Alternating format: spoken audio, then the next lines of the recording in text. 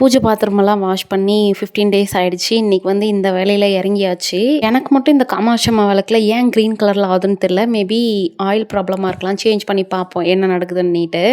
இந்த junior Horlicks டப்பாவோட வயசு வந்து 24. நான் பிறந்தப்போ எங்கள் அம்மா வாங்கி எனக்கு யூஸ் பண்ணதான்.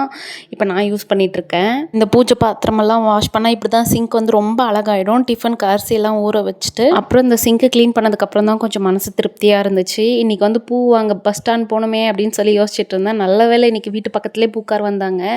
அங்கேயே வாங்கி பூஜை பண்ணியாச்சு. எல்லா வேலையும் முடிச்சது தான் டைம் ஆகிடுச்சு பாப்பா கூட்டிகிட்டு வர போனதுமே பாப்பா ஃபஸ்ட்டு வண்டியில் ஏறினதுமே சொன்ன வார்த்தை ஜாமெட்ரி பாக்ஸ் உடைச்சிட்டேன் அப்படின்னு சொல்லிட்டு. வீட்டுக்கு வந்து பார்த்தா என்னம்மா உடச்சி வச்சிருக்கா.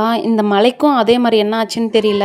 கரெக்டாக நான் வெளியில் போகிற டைம் வந்து தெரிஞ்சு வச்சிருக்கோம் போல். இந்த மலை நான் வெளியில் கிளம்பும் போது தான் மழை வருது. பாப்பா கூட்டிகிட்டு வரும்போதெல்லாம் மழை வந்துடுது. இன்றைக்கி எனக்கே ஏதோ ஒரு ஞான உதயம் வந்து துணியெல்லாம் எடுத்து வச்சுட்டு போயிட்டேன் மழை வந்துடும் அப்படின்னு சொல்லிட்டு. துணியெல்லாம் தப்பிச்சிருச்சு.